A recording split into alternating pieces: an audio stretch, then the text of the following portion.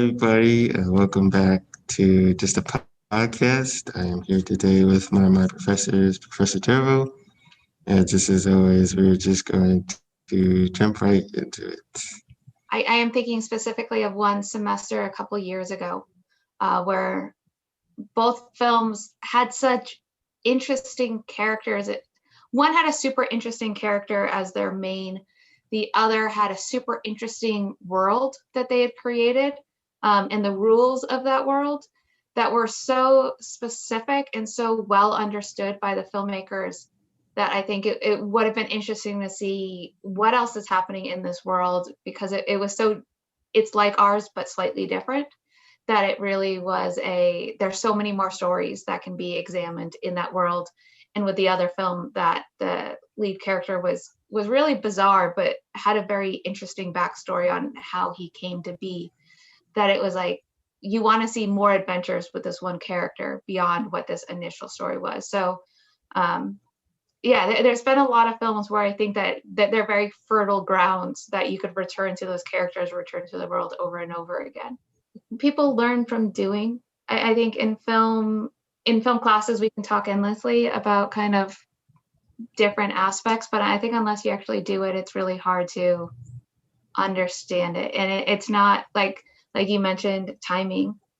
And, it's not a matter of, oh, it's 2 seconds. It really depends so much on what's going on that I think anybody, when they're editing, and I certainly don't edit frequently because I hate it, but every time I've done it and I leave a space and I'm like, that seems right. And then if I watch it back, I'm like, it's usually way too long, like uncomfortably long at the end. And so then it's like, okay. And then you reduce it. And then it's like a slap in the face to the viewer that you're just jumping out of something so quick that they don't have time to process it. So I think so much of it is that hands-on intuitiveness of knowing the materials and just doing it and finessing it. So I'm glad you had that experience, and I mean, it paid off. I mean, I love your documentaries. Thank you. Have there been a lot of students in practicum that have had the chance to work with a composer that was outside of the school? Trying to think.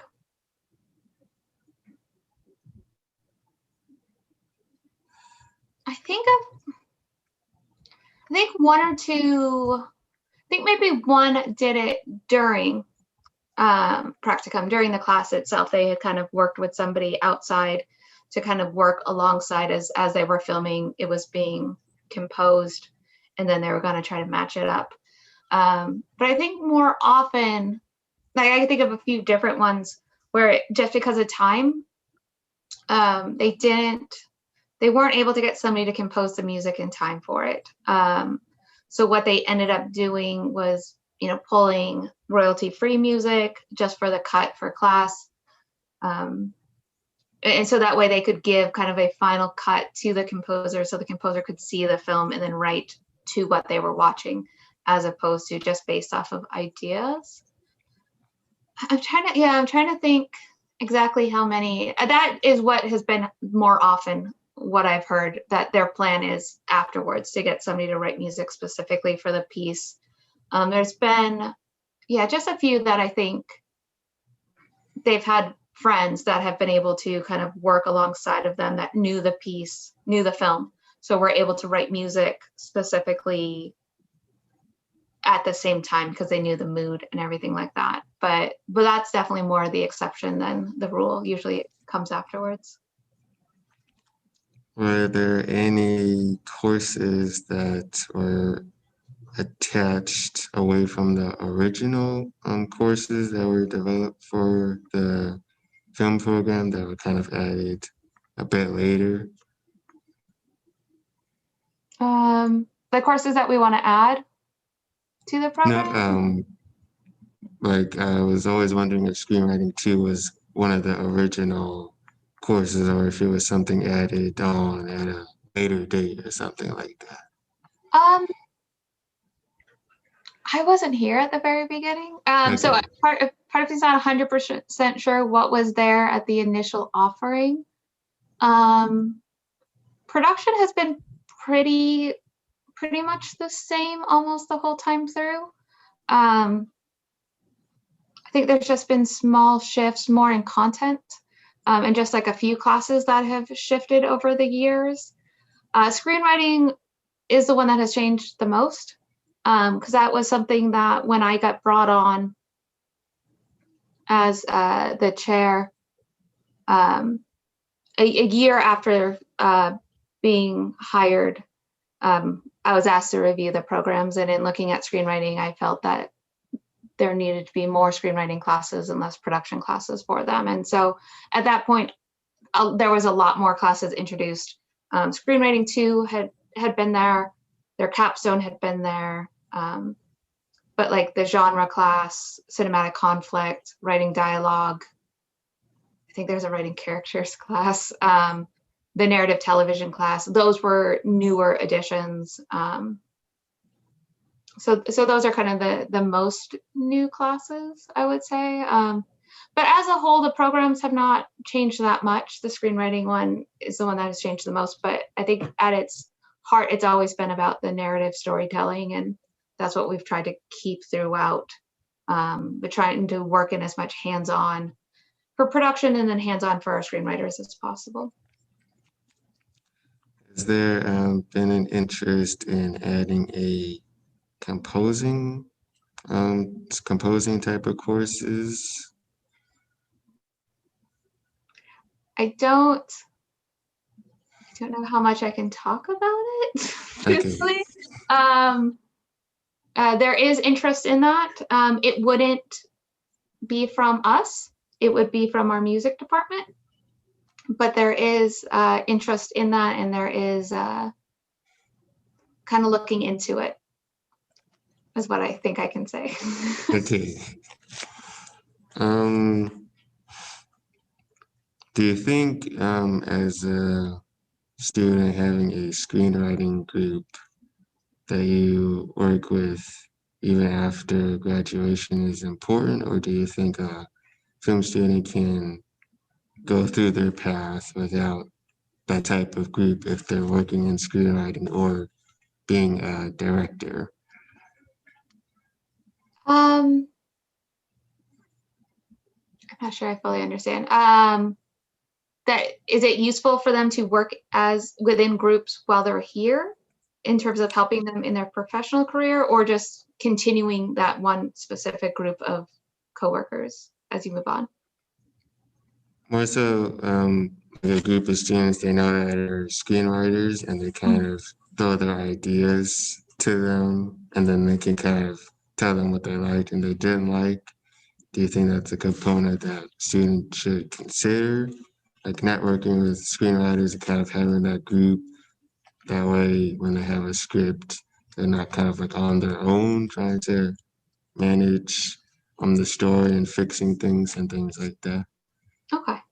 Sorry, I don't think I understand. Yeah. No, I do think that's incredibly important. I think with writing, it's so easy to get really attached to what you're writing, and you know your characters and you know where the story is going when you're writing it. Sometimes you don't always know in advance. Your characters can surprise you, but since you know those characters and you know your story, you know your writing, sometimes it gets very personal, and having somebody else step in and say like, hey, you're missing, your character went from like point A to point C without any discussion about point B in there, and it doesn't make any sense how that leap happened. So having other people read your work that you trust and that are interested in helping you be the best writer you are, as opposed to learning people that read your script and think like, well, I would do it this way, and then take your work and kind of morph it into something that's not your style. That's not as helpful for writers. So I think for our screenwriter students and writers in general, whether they're students or professionals, whether they're screenwriters or creative writing, having a group of people that you trust that respect your own voice is incredibly important. because that really helps you develop your voice and figure out how do you make the best product that is yours. I know in my own writing, like I have a very weird sense, and I hate rereading like anything I write. So having people that I trust that understand my voice and understand kind of my perspective, I trust them to read it for me and let me know like, hey, this really works or this doesn't work. Maybe you want to consider this. And I know that they're thinking about what is in my best interest and what is in my character's best interest and what will be still my story, as opposed to somebody who reads it and doesn't get it and wants to change it into something that is not what I'm going for. So I think developing that group that you can really trust and bounce ideas off of and get genuine feedback is so helpful. And I think particularly for screenwriters and for screenwriting students, you know, it's such a tough industry, and it's such a, I don't want to say not caring industry, but it is a, if somebody buys your screenplay, they're buying your screenplay. They're not necessarily hiring you as the writer. They might, but more often than not, they're not. So they don't care about what your feelings are or how attached you are to this one scene or how attached you are to this one character. So sometimes having that outside group that gives you feedback helps you start to understand that it's the screenplay, it's not you. So even though they're helping you with your voice, this supportive group, it also helps you understand how to separate you from your script. And that if somebody says this isn't working, it's the script that's not working, it's not you that's not working. So I think any sort of constructive feedback helps prepare writers for that when somebody purchased their script and they're like, yeah, I'm cutting out pages 40 through 80, that it's not a like, you know, stab to the heart. You understand like that's the script, that has nothing to do with you anymore. So any opportunity that people have the chance to get that feedback and learn how to separate the two feedback, I think is helpful. I tend to ramble, so feel free to cut me off at any That's time. okay. As an actor, do you think it's important for them to take courses on editing and learning a script, or do you think that as an actor, them trusting themselves on approaching how they act and what they tend to do is the better idea? That is tough. I think there can be value in actors learning more about the production side. I think it helps in the preparation aspect to understand kind of the same that we were talking about with writers, understanding that from our production side, when anyone on the production side or post side is looking at a performance, they're looking at the performance, they're not really looking at the actor. So when, even though I think on a production and editorial side, there is this move to be more compassionate and to respect the actor and never say like, you're terrible, because that's just mean and nobody should hear that type of feedback. And when somebody says something like that, they meant the performance, but not even that the performance was terrible, that it wasn't gelling for what they wanted. But you know, in moments it's very easy to just say that's terrible. So I think it's helpful sometimes for actors to understand that production side and understand what is being looked at and what is being judged, and that there is that communication gap, that they're not really looking at the actor, they're not judging the actor's performance, they're judging for what they need, and they're looking at a million other things that's happening in the shot as well, not just the performance. I think that can be helpful, but I think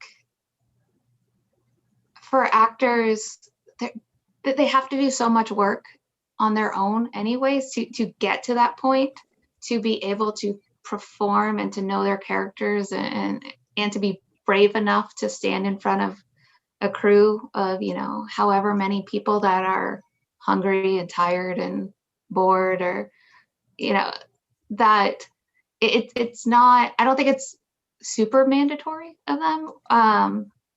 I think on the flip side, from a production side, from an editorial side, it's more important for us to better understand what the actors have to go through to get in front of us than the actors know what we do to be filming them or editing them.